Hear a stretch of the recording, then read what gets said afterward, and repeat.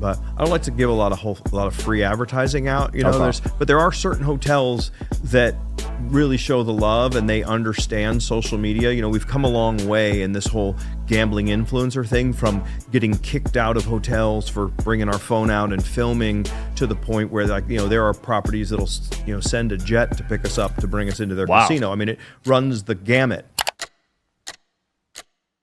All right, guys, Vegas Matt Part 3, former Celebrity Poker Tour winner in the building. Whoa. Just won the last event, right? Yeah, imagine that. That was crazy, because you don't really play that often, so. No, I mean, even a broken clock's right twice a day, they say. But if you do it this time, I mean. This could be the other 12 hours. I'm feeling pretty good. You've been practicing? No, I haven't played since then.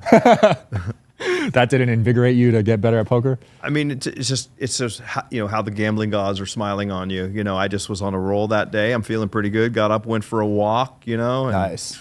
I learned most of my health news, it seems, from clips of your podcast. It's all I see on my news feed. Yeah. You've had some interesting ones. You've grown a lot since it seems like we're really early in our career when we came on your show, and then I mean, you have a lot of cool guests. What was this deal with all these aliens? Like, you're interviewing people with aliens, a lot of all alien kinds of experts. Stuff. Well, now that the government has basically announced that there's UFOs and stuff, it's interesting to me. That's official? Well, they released all the videos, and they're blurry, but I mean, yeah, they officially released UFO footage. Really? So. What about the oceans? I heard there's UFOs in the ocean. Yeah, had a guess. Basically said 95% of the ocean is unexplored, and he theorizes that there's aliens that live there and they come out of there. Yeah. And if you look at where a lot of sightings are, a lot of them are by large masses of water. I get all my news from the digital social hour. Have you had any UFO sightings or experiences? I have not. They ignore me. Damn. Yeah, I don't. But do you believe in aliens though?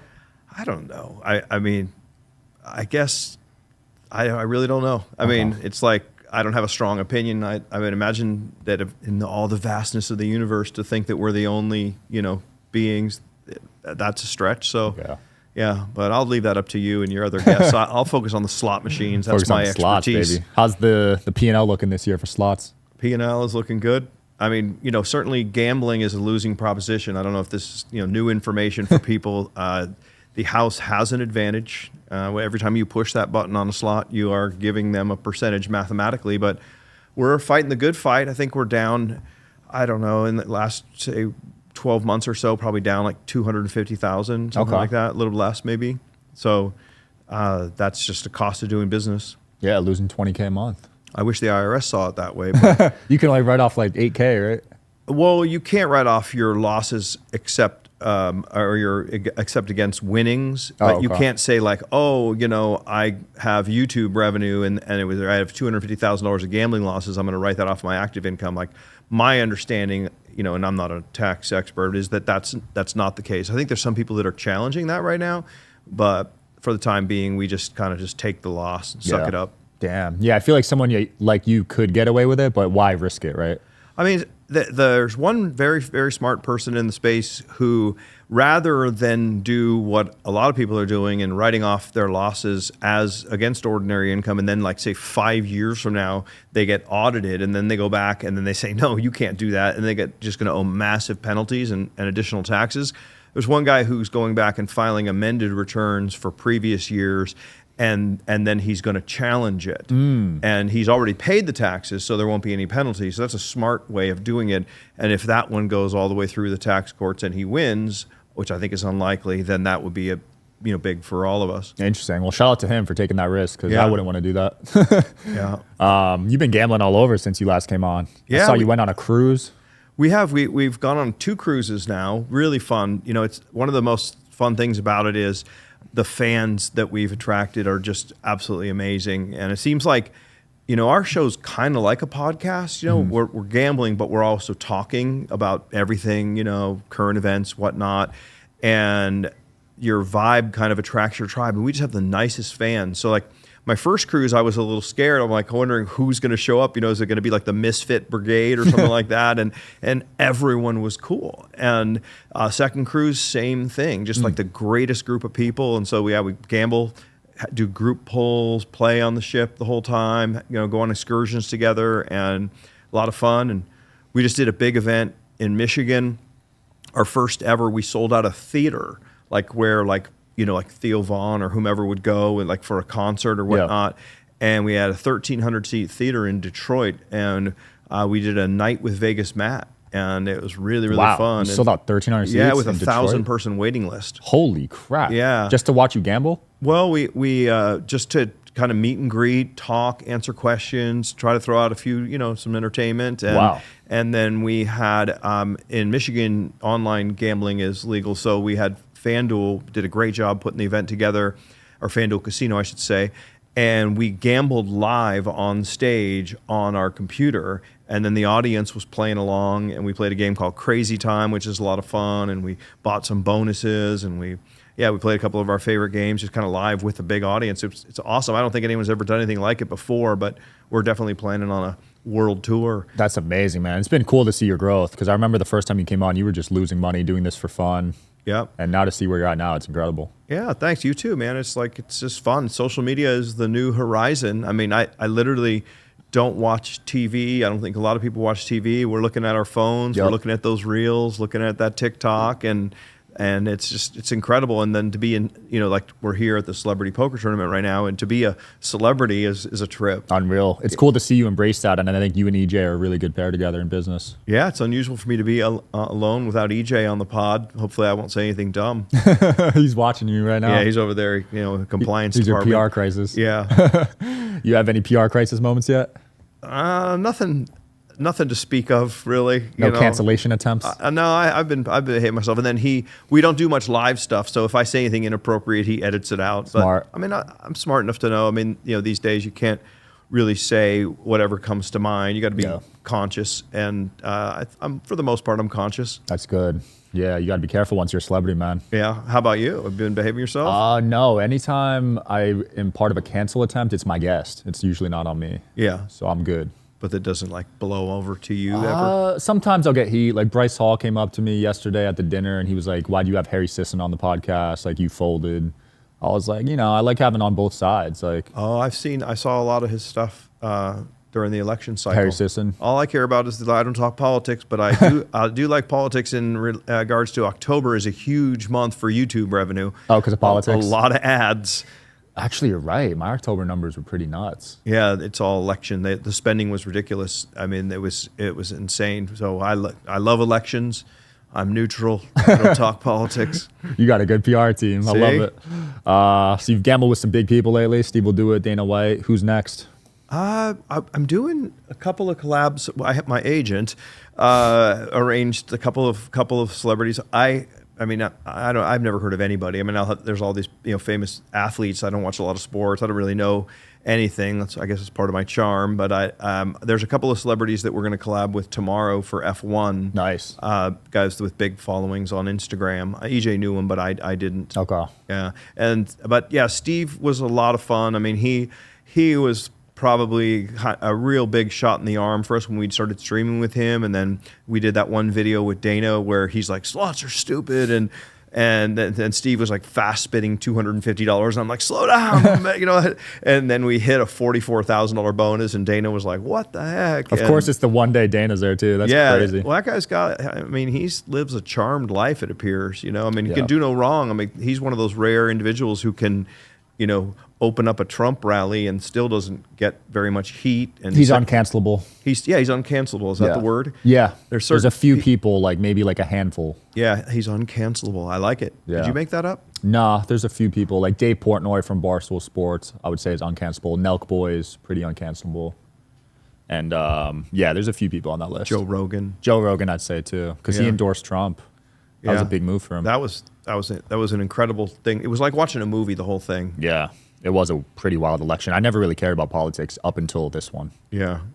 Well, yep, there you go. You into crypto at all? You gamble on that?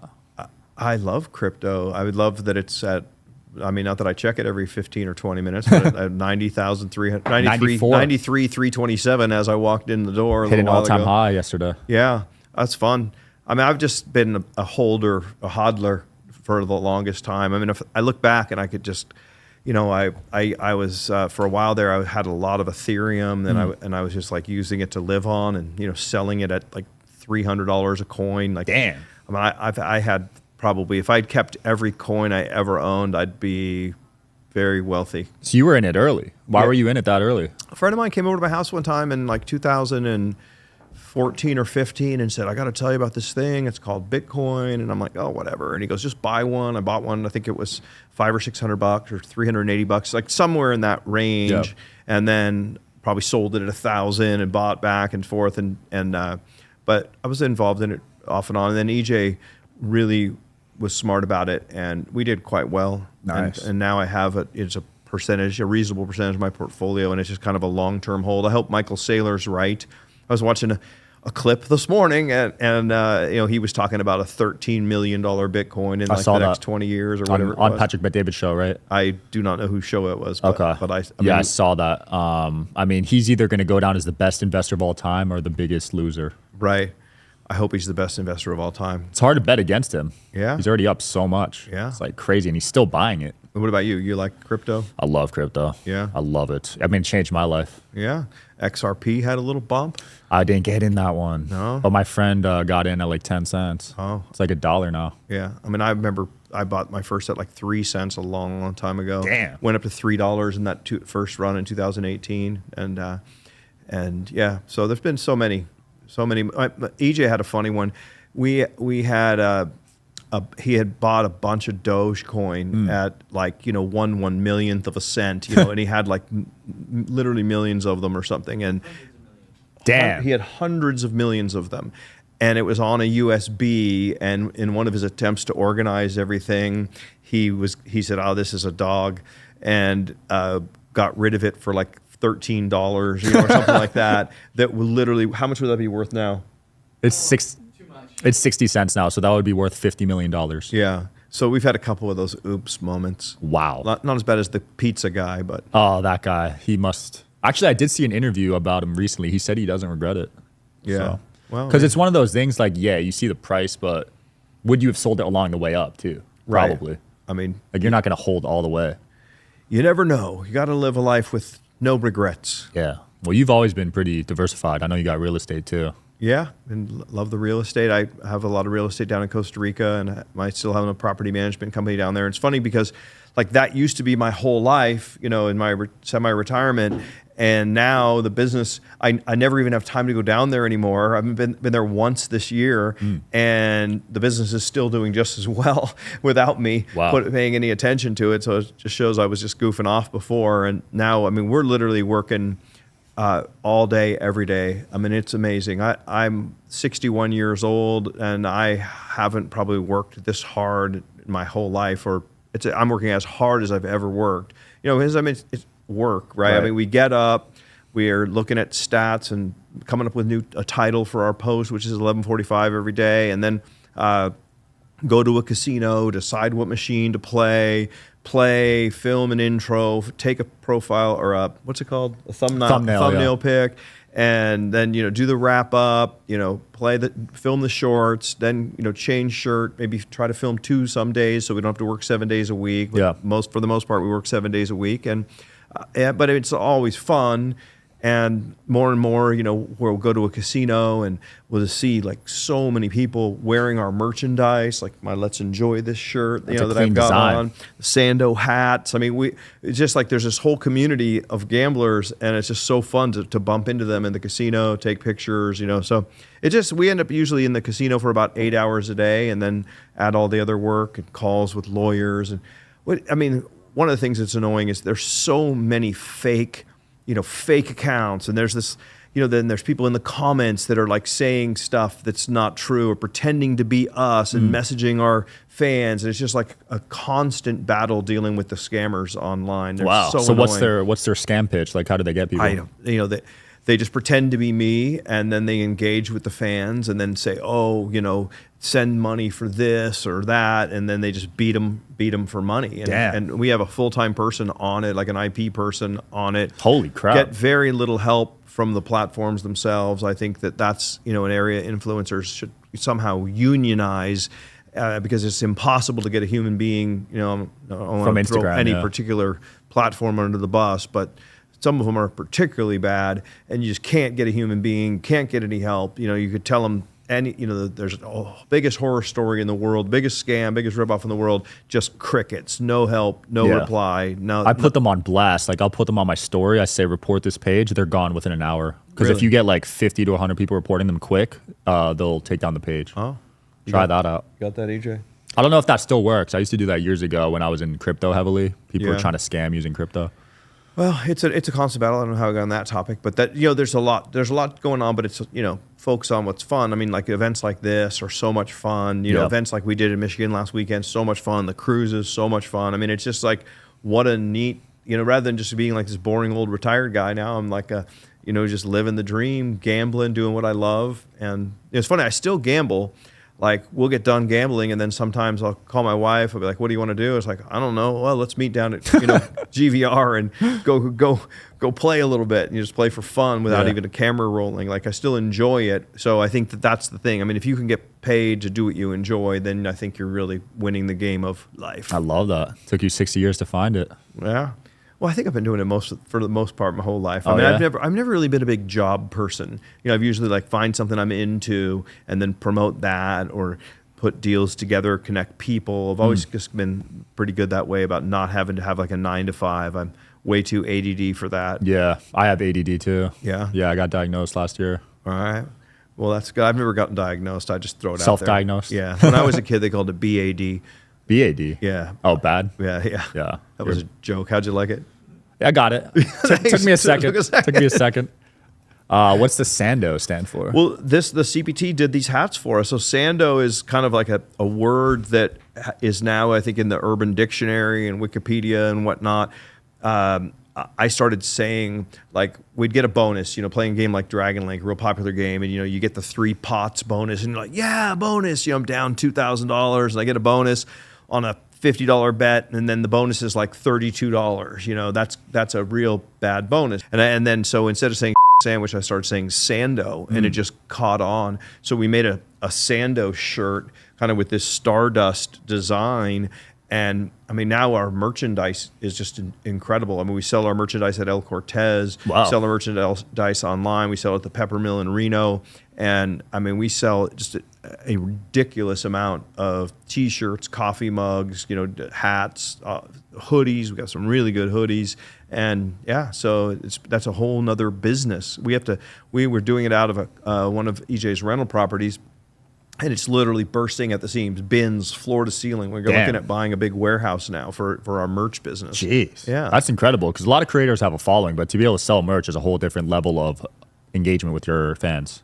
I look at sometimes, a lot of people look like, oh, I've, millions and millions of followers. And then I look at the amount of views that they get and stuff like that. And the numbers just don't seem to match. We have only 860 something thousand followers on YouTube, but our watch time is just ridiculous, because our average video is about 40 minutes long. Yeah. And I mean, we have about 350,000 core fans that watch all 40 minutes. So our view time is just off the charts. Comments, likes are ballistic. So yeah, we do have a real special relationship with our audience. We hear all the time, people come and they say, I feel like I know you, because they know we talk about everything. Like they know about us, they know about our family, they know about, probably too much, and they really feel like they know us when they meet us, and which is really fun. I feel the same way. We really do have a great audience. Yeah, that's real cool. And you're diversifying the content. I see you're doing other games now, like Baccarat and stuff. Yeah, we coined this phrase, the get even or get even worse. So like, let's say we're gambling on slots and we're down $3,000. We'll go over to Baccarat and play a $3,000 hand to get even or get even worse. And so that's now one of our best-selling T-shirts, is get even or get even worse. And yeah, earlier today I played a $5,000 get even or get even worse hand, and didn't work out so well. So we went from down 5 to down 10, but then we fought back and ended up only down 4 for the session. Well, if you win tonight, it's $100K tonight, right? Or $50K? I don't know. 50K, I think. 50K. There's a $100K field. Okay. So the winner gets 50. Oh, because I think it was only 20 or 25 when I won last time. Each event's been getting better and better with the lineup and the prize pool. We figure with all the different people, like, as they call it celebrity, it was more like internet celebrity poker tour, really. Yeah. But if you look at the followings of everybody in this room, many of us are we're streaming it on Twitch, Facebook, and X, I believe. And I think last time was one of the most viewed poker events in online history. In all time, yeah. Yeah. So tonight I think will be even more, and I really hope I win again. Yeah, tonight might break the record. I mean, we got Sketch tonight, Ninja. Oh, is Sketch here? Yeah. Oh, he's funny. I did what's up, brother? I did a $10,000 hand of blackjack at Red Rock with him, and we lost. Ooh. Yeah. And then it was his money or your money? Our money. Okay. But he said brutal. It was great. It got a lot of views. I don't know if we made the 10,000 back, but it was fun. He's a nice kid. I love that. I saw you on Howie Mandel's show. Have you gambled with him? We did. We did Deal or No Deal. Oh. The slot machine with Howie, and then we were on his podcast. That's cool. Yeah, he's very nice. He has a really cool warehouse studio in Hollywood. It's like the museum. He has like the last cue cards from the Johnny Carson show, and he has some of the chairs from the set, and he's got all kinds of memorabilia, some AI company that he invested in, and just some real neat stuff. He's a cool guy. I love it. Which hotel have you been gambling at the most lately? Well, it's an interesting question. I'm not trying to be like Mr. Monetization, but I don't like to give a lot of free advertising out. Okay. But there are certain hotels that really show the love and they understand social media. We've come a long way in this whole gambling influencer thing, from getting kicked out of hotels for bringing our phone out and filming, to the point where there are properties that'll send a jet to pick us up to bring us into their casino. I mean, it runs the gamut. I tell, if push came to shove and someone said, what's your favorite casino? There are two that I really, really like. I wish I lived in Reno.